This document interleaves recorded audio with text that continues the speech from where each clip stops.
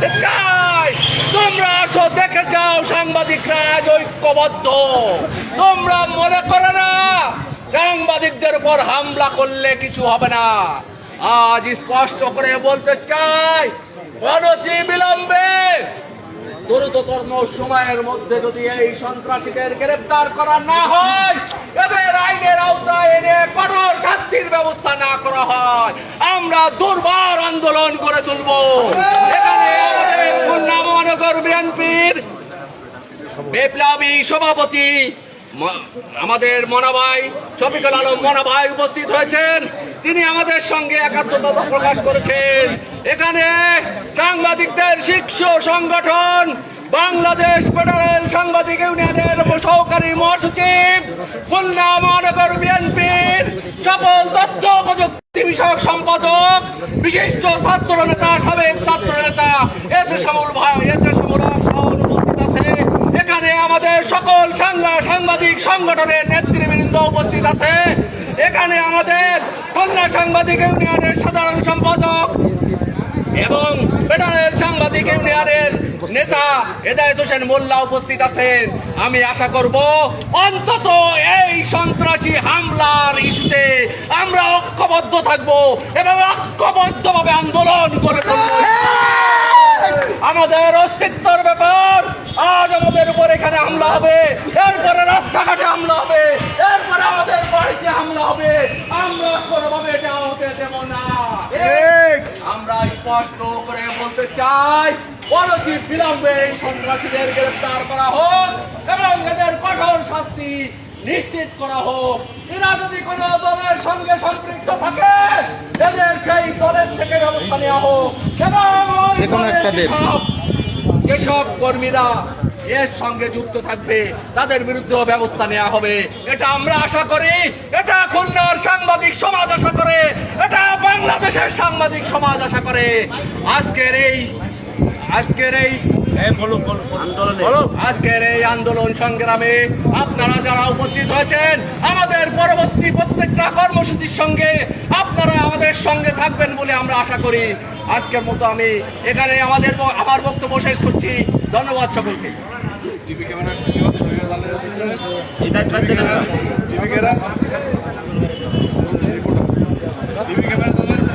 সদল আছে ক্যামেরায়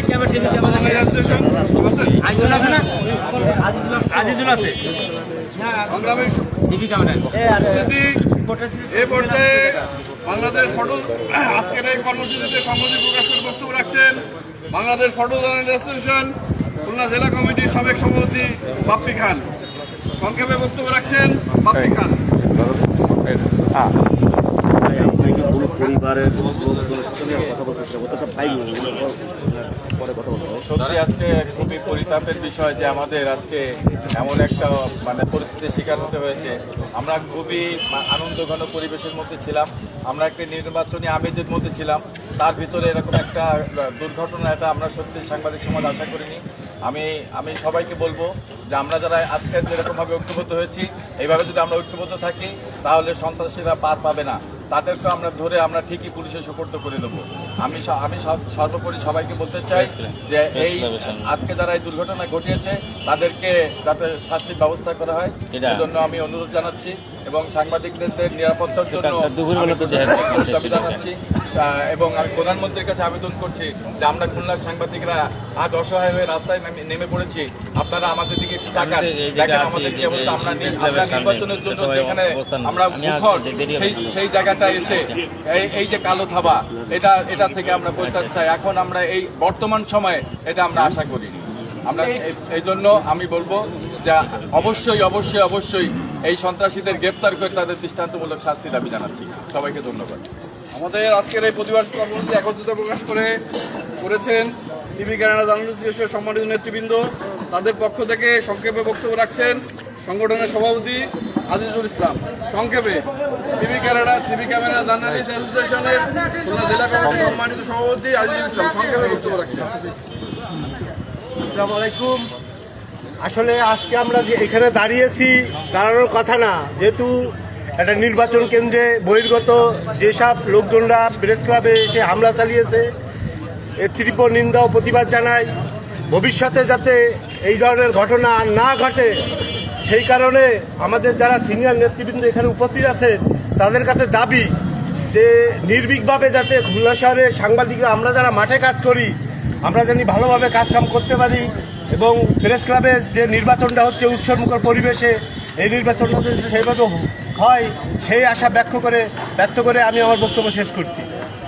দর্শক আপনারা শুনলেন সাংবাদিক সম্মানিত উপস্থিতি, আজকের এই মানববন্ধন কর্মসূচিতে উপস্থিত আছেন খুলনা টিভি রিপোর্টার্স ইউনিটের নেতৃবৃন্দ। সংগঠনের পক্ষ থেকে সংক্ষেপে একত্রিত প্রকাশে বক্তব্য রাখছেন কোষাধ্যক্ষ বেলাল হোসেন সজল, টিভি রিপোর্টার্স ইউনিটি খুলনা জেলা কমিটির কোষাধ্যক্ষ বেলাল হোসেন সজল সংক্ষেপে বক্তব্য রাখছেন। আমরা বারবার দেখি সাংবাদিকদের উপর হামলা। আজকের এই হামলা অত্যন্ত নিন্দনীয়। সব থেকে দুঃখজনক বিষয় হচ্ছে এই, আমরা চোরে বলতেছি চুরি করো, আবার বলতে সজাগ থাকো। এই কারা ষড়যন্ত্রকারী, কাদের মদদে বহিরাগতরা আজকে প্রেস ক্লাবে আসছে তাদেরকে চিহ্নিত করতে হবে। সারা বাংলাদেশের মধ্যে শুধুমাত্র খুলনা প্রেস ক্লাব হলো কেন এরও বিচার আমরা চাই। এই প্রেস ক্লাবে আগুন লাগানোর পেছনে কিছু মদতদারীরা আছে যারা প্রতিনিয়ত প্রেস ক্লাবের সুবিধা ভোগ করতেছে। আজকের এই হামলার মধ্যে দিয়ে তারাও একটি সুবিধা ভোগ করতে চেয়েছে। তারা বরাবরই বৈষম্য, আজকের এই নির্বাচনকে তারা বন্ধ করতে চেয়েছে। তারা সহকর্মীদের মধ্যে বৈষম্য করে, এই পাশ মামলা করে। এই সব যারা দুমুখো সাপ তাদেরকে মুখ উন্মোচন করতে হবে। চাই না আমাদের কোন সহকর্মী আবার প্রাণ হারাক। যা যা করতে হয় আমরা রাজপথে থাকবো। আমরা আমাদের সহকর্মীদের হাতে চাই না। এবং কাদের এত স্পর্ধা এই প্রেস ক্লাবে দলবদ্ধভাবে আসে তাদেরকে খুলনাবাসী দেখতে চায়। আমরা সাংবাদিকরা ধারাবাহিক নিউজ করব। আজকে আমরা কেন মাঠে আসলাম এর জবাব, এর বিচার দিতে হবে এবং যারা এর মধ্যে জড়িত তাদেরকে মুখোশ উন্মোচন করে এই প্রেস ক্লাব থেকে তাদেরকে বহিষ্কার করতে হবে। আমরা চাই না আমাদের কোনো ভাইদের আর হারাতে। বারবার আমরা দেখেছি আমাদের শহীদ হয়েছেন যারা সাংবাদিকরা, পার্শ্ববর্তী থেকে শহীদ হয়েছে। আজকে যদি আমাদের সহকর্মী যাকে খুঁজতে এসেছিল তাকে যদি পেত, এই সন্ত্রাসীরা তারা ধারালো অস্ত্র দিয়ে